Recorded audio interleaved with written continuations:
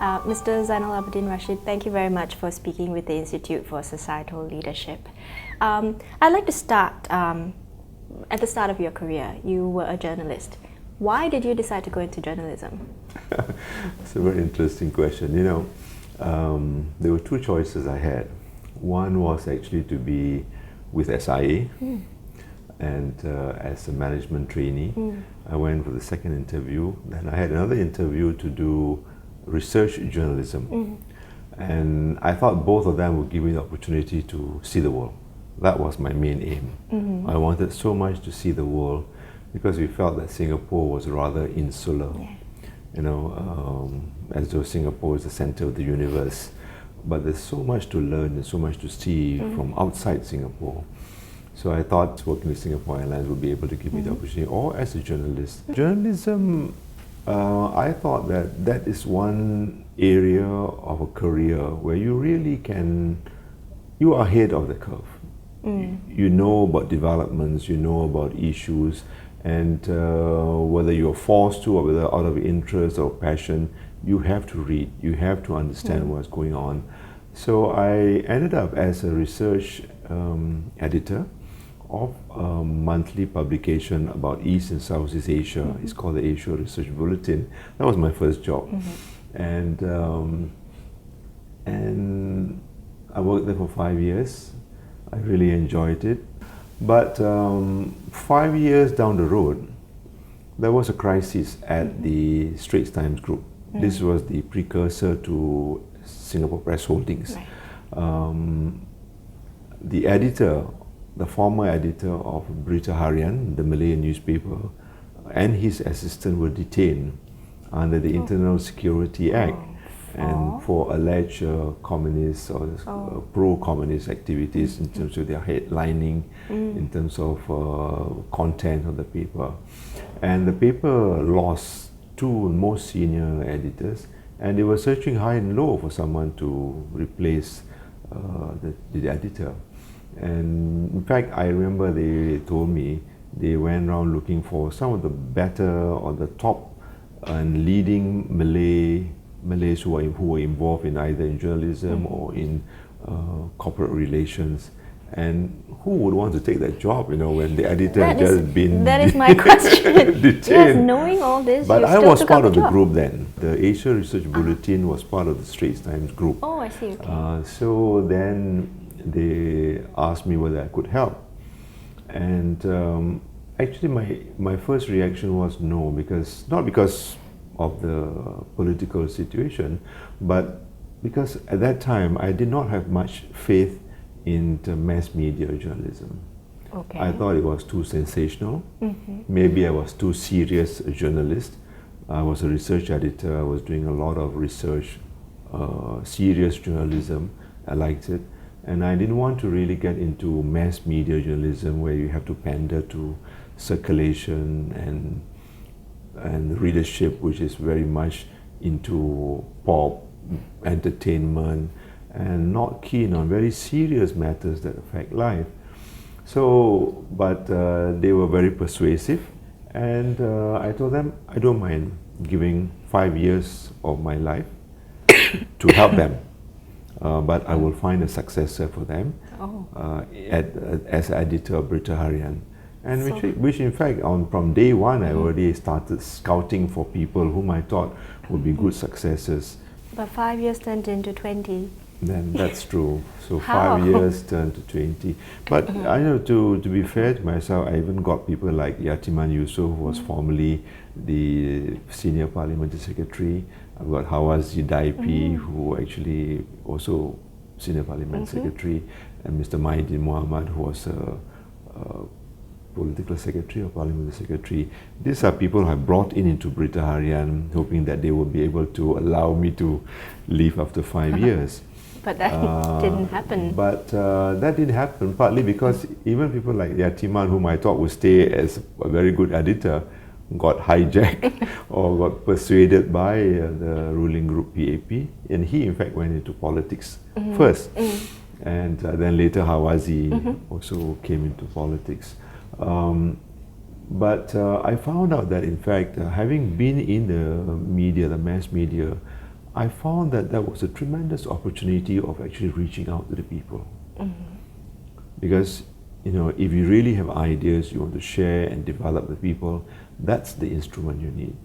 A mass media that you can reach out to, engage, connect, and actually then you can share your ideas for development, and ideas which I felt were very important for Singapore, the kind of Singapore that I wanted. That you wanted? Yes. Basically ideas that the community itself is propagating. I'm asking this because, I mean... No, that's very, very good question. You know, in fact, sometimes what you think you want for the community or the leadership may not be apt at that particular time. I'll give you an example. When I was editor of Berita Harian, I thought the Malay Muslim community was too much on very sensational, I mentioned, about entertainment. Well, you know, the more you carry entertainment news, the more circulation will go up. But I thought that it's about time that we educate the community in terms of the importance of economics. And Singapore basically is an economic entity, is a very successful economic miracle. And to be part, a very integrated part of that society, you've got to understand economics. I was also a graduate of economics and Malay studies, which was a very good combination for that kind of role. And so I started including a lot more news on economics and importance of economics and finance in Singapore. And guess what? Circulation dropped. Oh, so how did you? That's the precisely the problem, the challenge we have. You may have the best of ideas, you may have all the leadership qualities you want to bring to the community, but if the community is not ready, you cannot just force it down the community's throat. You know, so I find that you got to do step by step. You know, but nevertheless, I still continue to publish economic news so that at least they know. They know that it is important. They may not read, right?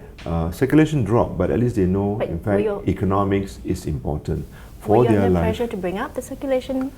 It was. So we had to quickly adjust again, and then we got to bring in the stories that will actually attract the readers. There's no point having a newspaper without readership, and you can't even educate, you can't even introduce ideas. So we must try and retain the readership with the kind of news they like, but at the same time slowly inject the more important stories about politics, about economics, so that I think they have a fuller picture of what Singapore is all about and what are the challenges Singapore was going through and why they need a better understanding of that. So that to me was like passion, was like mission. And that actually partly made me stay on Would you say more than 2 decades. But one criticism of Singapore media is that there is very little press freedom. I mean, last year's Press Freedom Index ranked Singapore 153 in between Russia and Libya. So what does that say to you?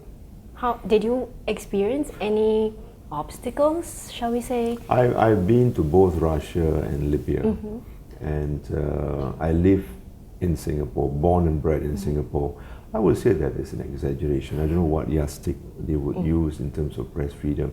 If you look at the kind of letters that we have in the newspaper, the kind of commentary that we carry in our media, it's a lot more than what you can hope to see in many other countries. But that's not to say that we don't have, I mean, we have total freedom, like in some of the media in the West and some other even third world countries. And but even among the countries which have that so-called freedom of expression, you will find that each newspaper group has got its own policy, dictated by the owners and by even the editors themselves. But during our time, and during my time, this was back in the mid-70s and the early 80s, we had real serious challenges about wanting to get our people together. And we had challenges of not only in the earlier days of independence, having to fight forces coming from communism, the kind of trade union movements that were so belligerent and were so combative. And added to that was a problem of communalism, ethnic communalism. You know? And they pose serious challenge in terms of wanting to get the people together.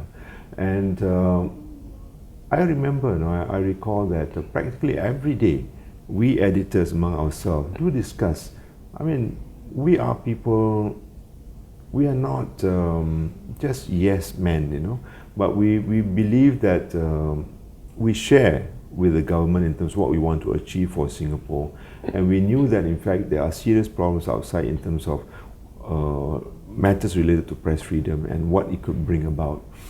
I remember the Maria Hertog case, riots in 1950, and I think, if I remember correctly, the former editor-in-chief of the Straits Times himself confessed and apologized for publishing the photograph of this girl who was adopted by a Muslim family and had to go back to the original family, the Christian family, and the girl was kneeling at an altar. And that really aroused emotions among the Muslim group, and they went to the streets and rioted. And myself personally, I was almost killed in racial riots. I was in school then. In 1964. We had our first riots in July 1964. That's why we celebrate our Racial Harmony Day today. But 3 months after the racial riots, we thought everything was back to normal. But no, and in September, riots broke up again. And we were in school then. And I recall that it was a Friday, and I had left school. This was in RI at Bras Basah Road. And we left school early because being Friday, we have to go to the mosque. And we didn't know that in fact riots had broken out. So a group of me and my friends were going out. We went to City Hall first to pay PUB bills for one of my friends' water bills. And then we were told that riots had broken out. So we rushed to look for transport. And at that time there wasn't any buses or taxis, all filled up, So we were caught. Just to share with you the emotions of that day. And so while we were waiting for a bus, a lorry came up. Then this is an open deck lorry. And the driver was signaling to us, anyone going to Geylang, we were at Hill Street near Raffles, Bras Basah. And so then I had a quick look at the driver. I saw a Chinese. I said, my God, is it safe or not? Then I look at the attendant, happens to be a Malay. So I said, not bad, 50-50. So we all, about 20 of us, mostly Malays, we clambered into the lorry and we went along. But the lorry, when it reached Lavender Street, near where Lavender Street MRT is now, the lorry just went dead. And I look out, I saw those days, the street was actually filled with a lot of cottage industries, ironmongers, and all kinds of small industries. So we saw that the streets were lined by young Chinese workers. So when the lorry went dead, so we all naturally stood up to look for alternative transport.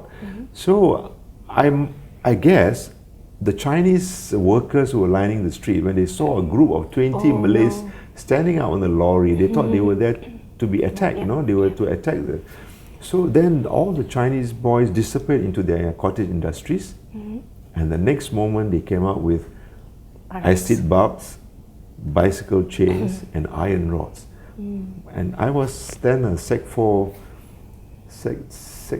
3 student, and can imagine what it was like. And I saw with my own eyes people were killed, maimed, on the streets. And they couldn't tell whether you are Malay or Indian. So it's just madness. But that was not the end of the story. I escaped. I managed to cling into a taxi, a moving taxi with the doors flung open. There were only about 8 persons inside. Just grabbed the door and was dragged by about 20 meters. And then somebody pulled me into the taxi and we went to Geylang Serai. So when I reached Geylang Serai, it was the reverse. I saw Malays were attacking innocent Chinese trishaw pullers, trishaw riders. In peacetime, they were all friends. They lived together, fruit sellers, market stall holders, Malays, Indians, Chinese, we were all at best of relations. But because of the riots, it's just total madness. So I told myself, this cannot be the kind of Singapore we want for ourselves and for our children and grandchildren. So to some extent, that actually impacted on me and colored the way I look at things. Were there any other instances where you felt pressured by the government to take a certain stance or cover an issue in a certain way? There were quite a number of issues, in fact, we felt differently with the government. And I think the editors, where they felt that they felt differently, they were able to express. But the government then, in particular Mr. Lee Kuan Yew, our founding Prime Minister, he's a very strong leader. He had very strong views in many areas. And we could see actually why he had to really take very tough stances, especially against Western journalists who had very rigid, in our eyes, way of looking at certain things, especially about press freedom, about race relations, and which we felt that we know better in our own situation. So every day practically we will have discussions among editors how to place certain stories, and if we feel in fact there is a need for more room for discussion, we'll be pushing lines. And from my own experience, I remember there were instances where in fact we push a line too hard, then we get a rap on the knuckle too, so we have to move back. But that didn't stop us from actually still challenging, pushing the lines, because we felt that while we understood the kind of milieu, the political milieu then, and why the government had to be very tough on certain areas, but we knew that in fact for us to get greater greater integration of views, there must be a diversity in terms of views, and we feel that in fact we need to slowly open up. And in fact that was one of the reasons I felt that I stayed on after 5 years. Because while I knew that in fact Mr. Lee Kuan Yew was a very strong leader and he can carry the ground with his own way, but I thought with the coming in of Mr. Goh Chok Tong, who was more consensual, was going for more discussions and more sharing, and I thought it would be more difficult. Because it's easier to manage when you have a strong policy. You know, you don't agree, you leave. Right. But if you agree, you work with us and move. But when you have a more open system, more consensual, if you don't know how to manage it, you get into chaos. And you may have to go back again, even harsher than the previous. So I thought that in fact Mr. Goh Chok Tong would actually deserve and need more support. People who share the need to open up, to loosen up, but at the same time to manage it well. So I think editors recognize that, and so they help. But to some extent, editors have better understanding of the thinking of the ruling group, because we were fortunate that whenever Mr. Lee Kuan Yew travels, he invited editors to go along to cover his trips. And in those days, Singapore just achieved independence, so we need also to show our presence all over the world. So we went all over America, Russia, Europe, Australia, India, China. So it was not just to cover the visit, but it gave us the opportunity to get close to the thinking of our leaders then, but in particular Mr. Lee Kuan Yew. So he often take the opportunity during the trips to have sessions with us over lunch or over dinner or over tea. He will call us and then he will say, okay, this is the reason why he was doing this. This is the reason for this policy or that policy. So we were able to understand better what was the thinking of the government and why in fact he had to do and push some of these very unpopular policies, but what was thought to be necessary. So we were privileged in that sense. But that doesn't mean that we swallow hook, line and sinker. There were areas where we felt differently, and we will also sometimes through discussions challenge him, and he will have his own views. But personally, I found that Mr. Lee, the impression people have outside that he was so autocratic and dictatorial, and he has only thinking was only of his own views. But there were many instances where, in fact, he sought feedback, opinion on speeches, important speeches he made. He will pass around to many people, including editors, and we give him feedback. And if he feels that, in fact, we are sincere in our feedback, no matter how critical we are, he listens. And if he's not convinced, he will call us, and then he will ask what is the basis for our view, and he will debate with us. I recall one instance. There were quite a number, but let me share with you one instance. This was the closure of Nanyang University. At that time, I think we all know that Nanyang University was a hotbed of communist sympathizers. Nanyang University was becoming like a second-rate university compared to the Singapore University, the precursor to the NUS.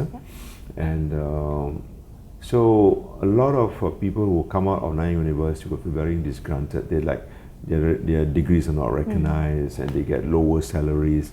So all the more it creates the situation where Nanyang is a place for people who are unhappy, and so they end up also become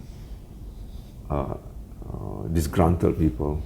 So the government, in fact, had called on one professor, I remember from Cambridge, a very objective exercise, and this professor came to Singapore and did a study, and the professor concurred with the government and Mr. Lee Kuan Yew that, in fact, Singapore doesn't need a Nanyang University.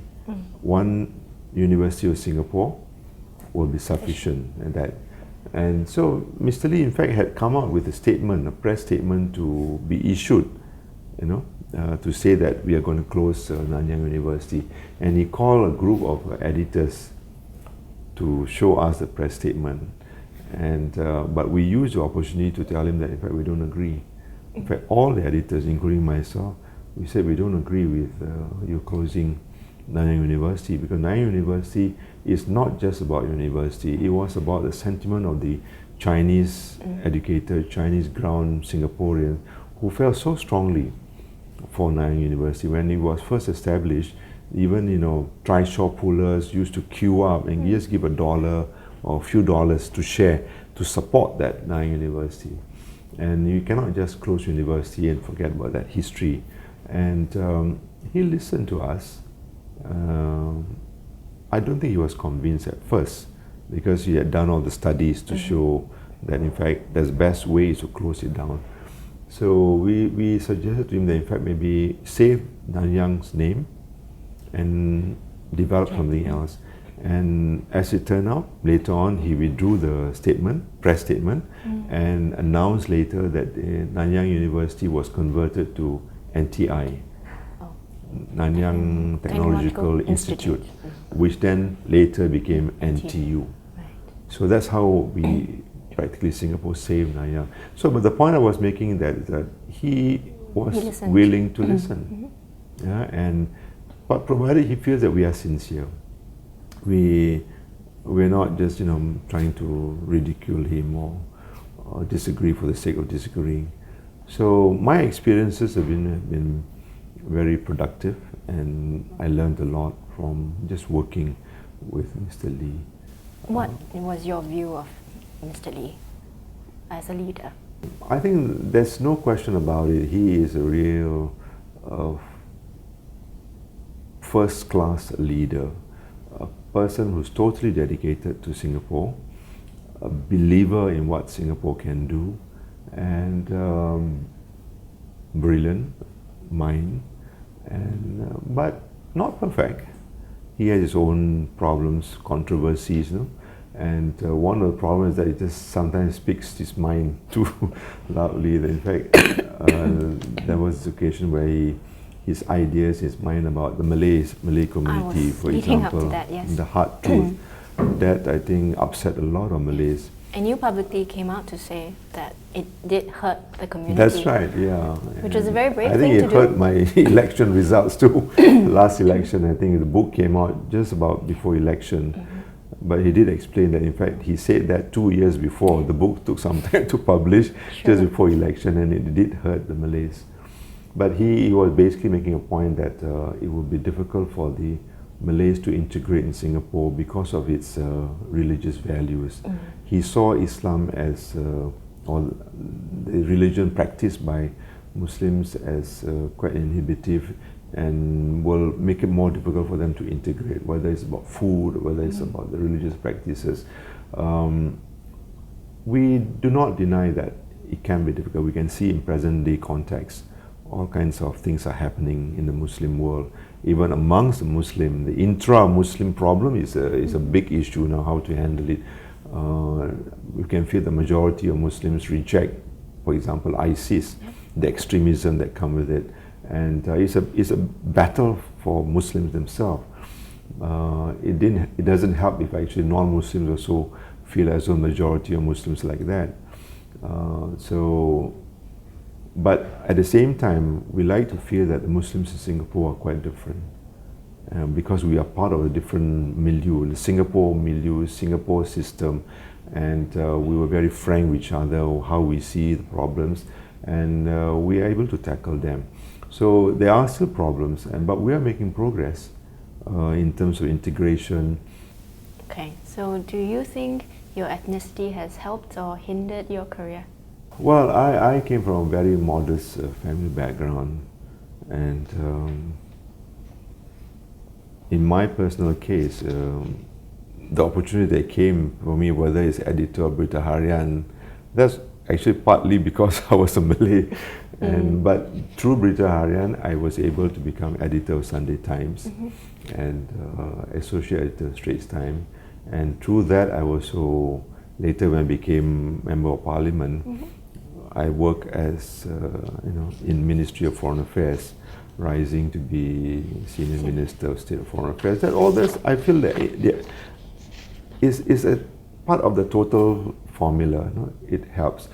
Although I must say that, when I was at university, for example, I deliberately did not want to be a prominent Malay leader in Malay organization. I moved myself out as I'd be active in the Students' Union, with the Economic Society. But because we are so short of our own leaders among the Malay community, every time you got pulled back to be part of the Malay program. But why did you want to distance yourself away from that? I wanted to do that because I felt it's also good for the community that more and more Malays should be involved in the non-Malay activities, so that's when they interact and they will use it as an opportunity to understand each other better. If we don't mix or be active ourselves with non-Malays, how do you understand them? Similarly, how will non-Malays understand Malays if we don't get a chance to interact? So I feel it was very important, but the numbers were so small that each time we pull ourselves out, we get pulled back, Wow, and why did you decide to enter politics? Oh, gee. I've never seen myself as a politician as such, a party man.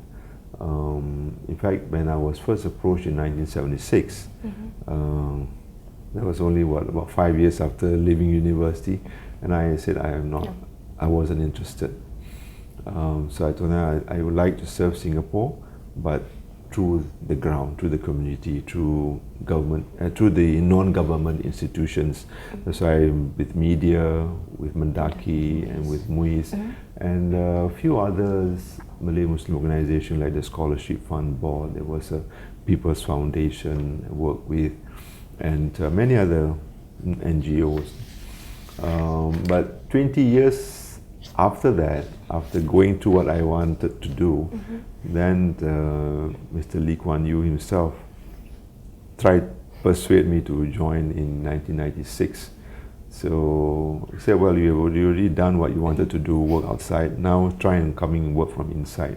So I felt that there wasn't any more excuse. So I thought maybe it's good also to come in and understand the government better, the party better, how they saw this thing, and then see how we can marry the two. And so 15 years in government, working with the other Malay MPs, working with the other Malay Muslim groups, gave me the opportunity to bridge further. That was basically my main mission in life, how to bring the Malay Muslim community closer mainstream. I felt that the way forward is that we all must work together within the national framework. Both government, NGOs, Malay Muslim organizations, we've got to work together as a team. But that doesn't mean that we just have one track mind, because we got to have room for different viewpoints, even different programs. Another example, when I was asked to head the Mendaki, that was a time when the Association of Muslim Professionals came into the picture. And I was upset actually, because I was trying hard all my life trying to bring that unity, and suddenly this Association of Muslim Professionals came. They said, no, that's not the way. The Mendaki is too close to government. We want something more independent. So I thought it's an opportunity for me to actually get the young Muslim professionals to work with Mendaki, strengthen Mendaki as a foundation, as a base for self-help group. But I think, on hindsight, I think government was right in offering them. Yeah, if you feel you are serious about helping the Malay community, form your own Association of Muslim Professionals. Government even prepared to give them funding. But I was against it at first, because I thought it will divide the community. I remember asking Mr. Goh Chok Tong, and say, what were you trying to do? You're pulling the carpet from under my feet. I'm just being given the opportunity to work and make a success of Mendaki. Are you trying to do divide and rule? No, I even asked him that, I remember. He laughed and he said, no, of course not. But he said, what do you do? Not only the professionals, but also the community is divided. There are members of the community who didn't want to have anything to do with Mendaki. Because they think it's too much government, too pro-government. They want to have something more independent. So when AMP came with their own programs, then we have more people from the community benefiting from programs that will uplift them. So I think that's the way forward. I thought, we need more players, more approaches. Diversity is part of life, but within the diversity, let's have some unity. Okay. So what is your vision for Singapore, and what kind of leaders do you think we will need to take us there? I think Singapore has got the ingredient. When Mr. Lee Kuan Yew passed away, I was again very happy to see. In grief, we became more united. I think that also shows to me that I think the basic fundamental values of what Singapore is all about, the hard work, the discipline, the clean leadership, sincere, able leadership without corruption, remains. I think that will ensure that we will be able to withstand whatever challenges, whether from outside or whether from economic or political. Right. Thank you very much, sir, for speaking with us.